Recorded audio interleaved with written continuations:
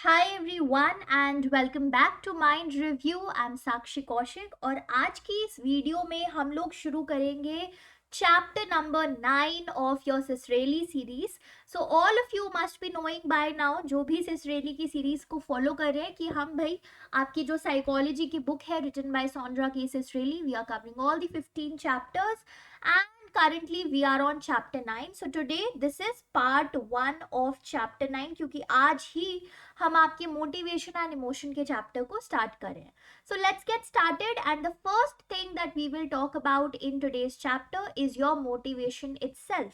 कि भाई इस मोटिवेशन का मतलब क्या होता है. It is actually a process by which your activities are started. ठीक है, अगर आप मोटिवेटेड नहीं होते अपने कॉम्पिटिटिव एग्जाम्स को क्लियर करने के लिए तो आप इस वीडियो को खोल के देख नहीं रहे होते.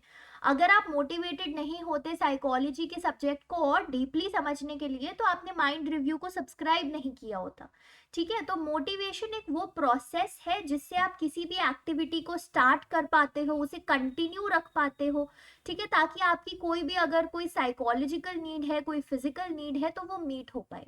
फिजिकल नीड्स कैसे मीट हो सकती है. Suppose you are hungry, so you will be motivated to cook some food for you or order food from outside, या कोई भी चीज आप खरीद के लेके आओगे और आप खाओगे ताकि आपकी जो फिजिकल नीड थी हंगर की वो कंप्लीट हो सके, वो मीट हो सके. ओके, देन मोटिवेशन के दो टाइप्स होते हैं.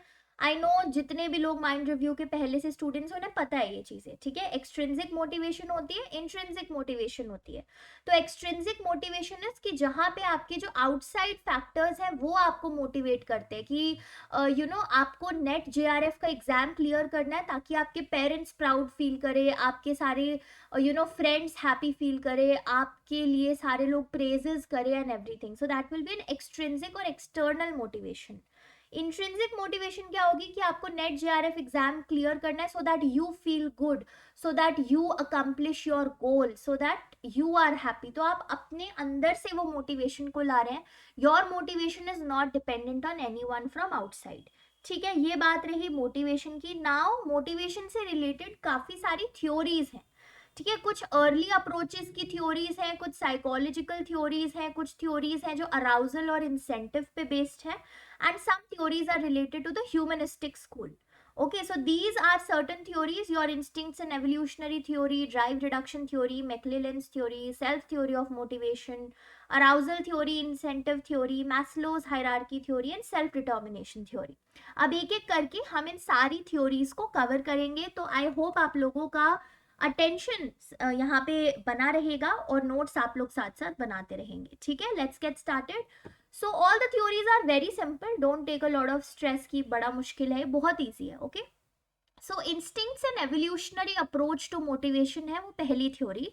This was given by William McDougall. ठीक है, तो इस थ्योरी में मैकडगल ने क्या बोला कि हमारा जो बिहेवियर होता है वो बायोलॉजिकली डिटर्मिन्ड होता है और इन्नेट पैटर्न्स होते हैं उसके. यानी कि in which ever way I am behaving, कुछ भी मैं कर रही हूँ, जो भी मोटिवेशन मुझे कोई भी बिहेवियर करने का आ रहा है वो ऑलरेडी बायोलॉजिकली डिटर्मिन्ड है. वो हेरिडिटरी पैटर्न है जो मैं बिहेव कर रही हूँ जिस पैटर्न में. सो इंस्टिंक्ट्स एंड एवोल्यूशनरी अप्रोच हमारे बिहेवियर को, हमारे मोटिवेशन को एक्सप्लेन करने की कोशिश करते हैं through the innate pattern, something that is present in you by birth because of the evolutionary roots. कि आप एक घर में रहना चाहते हो because you want to protect your self from other people और अदर स्पीशीज, ताकि आपका जो है एवोल्यूशन होता रहे, आपकी जनरेशंस आगे बढ़ती रहे. So everything is biologically determined and it has an evolutionary reason to it. So जितना भी हमारा मोटिवेशन है वो सब बायोलॉजिकली डिटर्मिन्ड होगा अकॉर्डिंग टू विलियम मैकडगल. फिर एक और थ्योरी आती है, उस थ्योरी का नाम है ड्राइव रिडक्शन थ्योरी. तो ये जो ड्राइव रिडक्शन थ्योरी है ये दी थी हल ने. ओके, क्लार्क हल.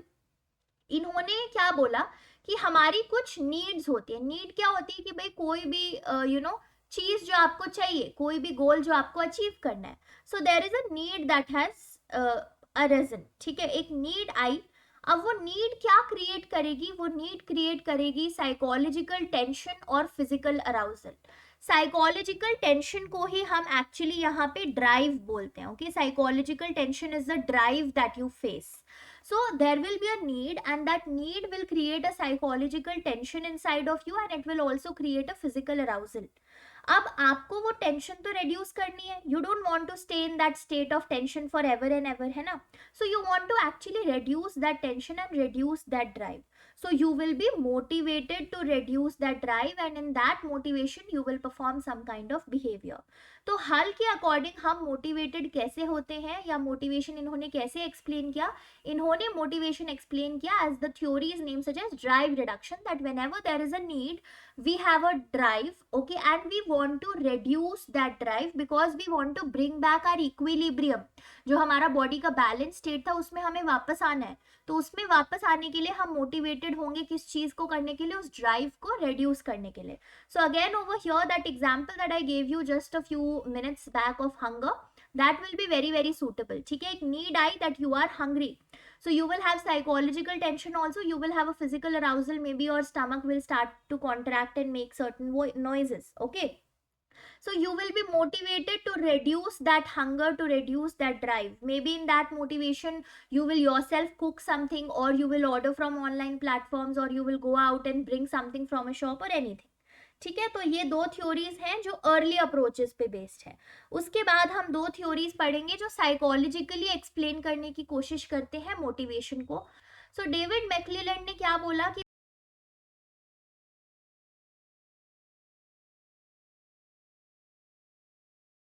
भाई हमारी 3 साइकोलॉजिकल नीड्स होती हैं. Now what are these 3 psychological needs? They are nAff, nPow, nAch. Now what are these? ये तो बड़ी कोई अलग सी लैंग्वेज लग रही होगी. So these are basically need for, NF is need for affiliation.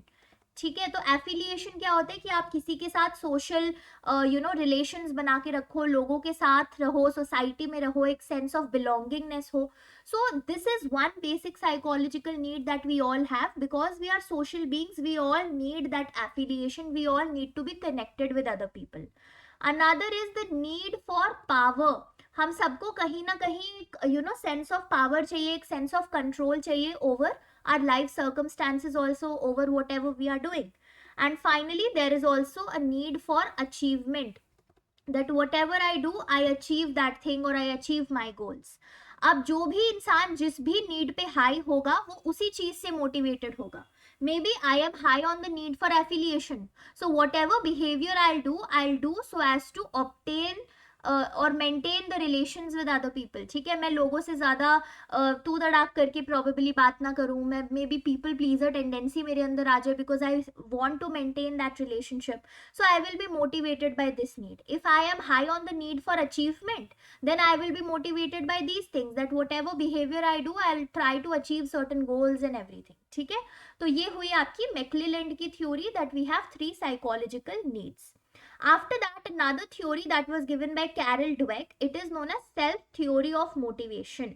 ठीक है, तो ये किसने दी है? कैरल ड्वेक ने, self theory of motivation.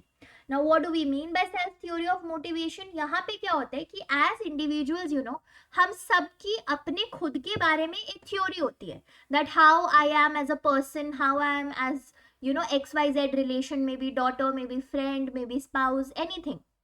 So we all have a theory about our own selves. और वो जो हमारे खुद के बारे में एक थ्योरी होती है वो अफेक्ट करती है the level of achievement motivation, कि कितना मोटिवेशन है मेरे अंदर to achieve something will actually be determined by my own theory about my self.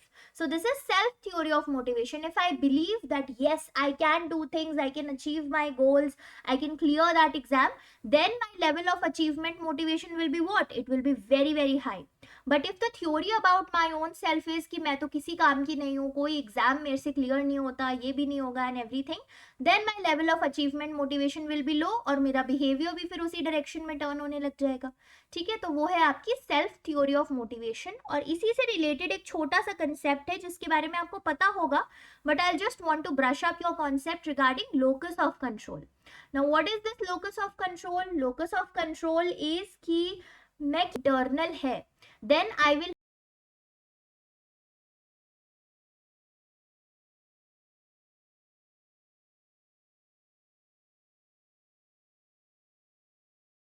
Have that trust, जिसे हम बोलते हैं ना, एक विश्वास होगा मुझे खुद पे, दैट जो भी मेरे लाइफ का आउटकम है वो मेरे हाथ में है, मेरे हार्ड वर्क पे है.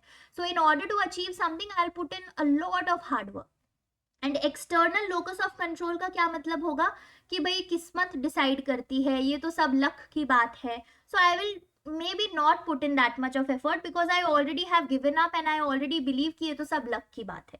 ठीक है, so that is locus of control that can also influence your own theory about yourself.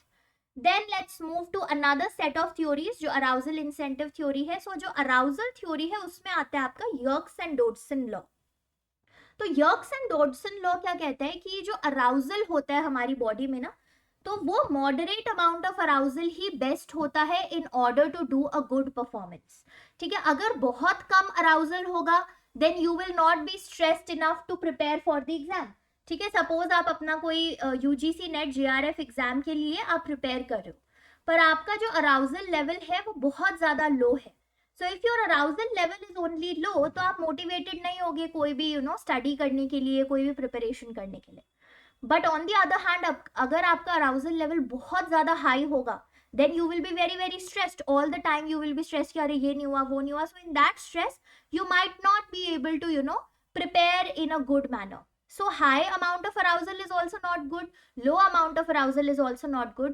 The moderate amount of arousal is best to carry out any performance or anything in a good way.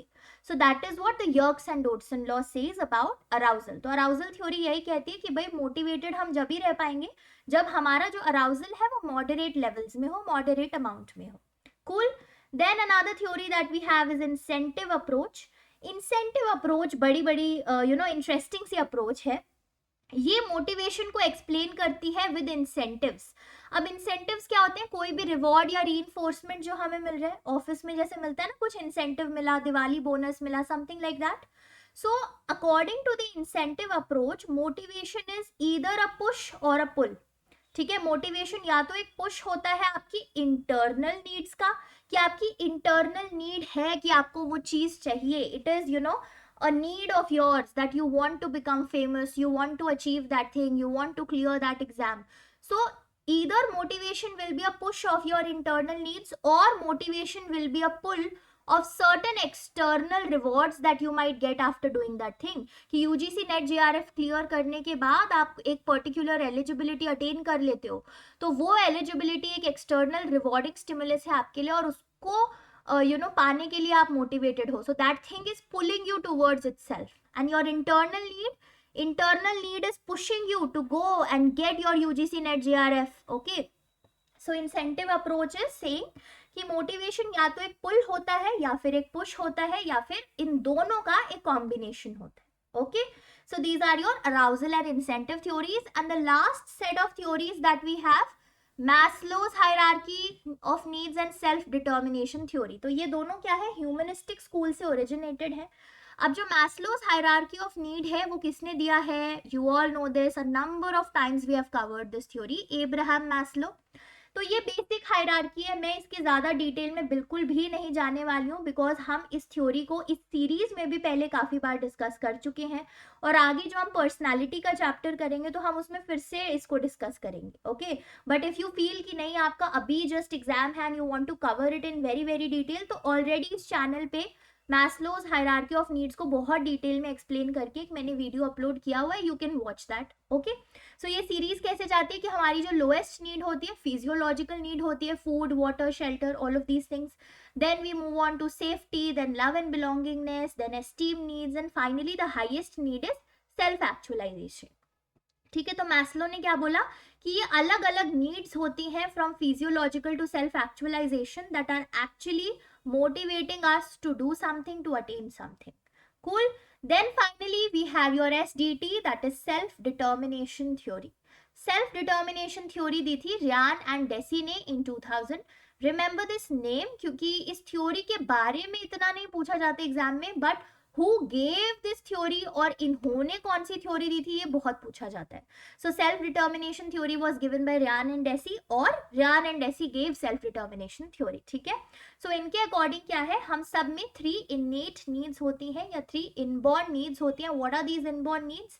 The need for autonomy, कि आप अपना behaviour खुद control कर सको, आपका कुछ control हो अपने बिहेवियर पे. द नीड फॉर कंपीटेंस, कि जो आपके साथ के लोग हैं उनके साथ आप compete कर पाओ, you are able to achieve your things. And the need for relatedness, because you are a social being, so you will want to be related with other people, you will want to be associated in a social circle. All right, so with this I will end today's video. अगर आपको ऐसा लगा है कि यार आज तो बड़ा स्पीड में पढ़ाया है मैम ने या बहुत जल्दी जल्दी साक्षी ने कवर करा दिया सब कुछ, तो मैं बहुत किस क्या बोलते हैं उसे, I was not in a rush. If you are thinking that, I was not at all in a rush. These theories are very simple and to be honest बहुत ज़्यादा ये एग्जाम्स में इनकी डिटेल नहीं पूछी जाती है. So therefore I don't really want to waste your time also. तो मैंने इन थ्योरीज में से जो जो पॉइंट्स बहुत इंपॉर्टेंट है और आपको इन थ्योरीज को समझने के लिए इंपॉर्टेंट है, trust me, I have completed and made sure that each of those points have been covered. So nothing has been rushed, nothing has been done in hafda tabdi, something that word is, okay. Everything has been covered in detail, particularly for your UGC NET exams, for your MPhil exams, GATE exams, your master's entrances, that is CUET PG nowadays. So everything has been done in detail. The only thing that you need to do is to revise these theories once again, ताकि आपके दिमाग में सारी theories बैठ जाएं, because एक बार पढ़ने से कभी कुछ नहीं होता. You have to do multiple revisions. And the last thing that you have to do is these 3 things. ठीक है. सब्सक्राइब करो चैनल को, लाइक करो वीडियो अगर कुछ नया सीखने को मिला है तो, या कुछ पुराना रिवाइज हुआ है तो. And also guys share these video, share the channel with your psychology mates, ताकि उनको भी पता लगे ऐसा कोई चैनल एग्जिस्ट कर रहा है जहाँ पे सिसरेली की सीरीज को कवर कराया जा रहा है free of cost. No money at all is being charged, and I'm making sure that everything is done in detail as it would have been in a charged class. So I'm doing this effort. Please help me to reach to a wider audience and please help yourself to crack those exams and study well. ठीक है. So till then have a good day. कल मिलेंगे इसी chapter के part 2 के साथ और कल हम लोग कुछ इंटरेस्टिंग बातें करे होंगे हंगर के बारे में. So make sure you attend the class at 7 PM. Till then have a very good day and bye bye.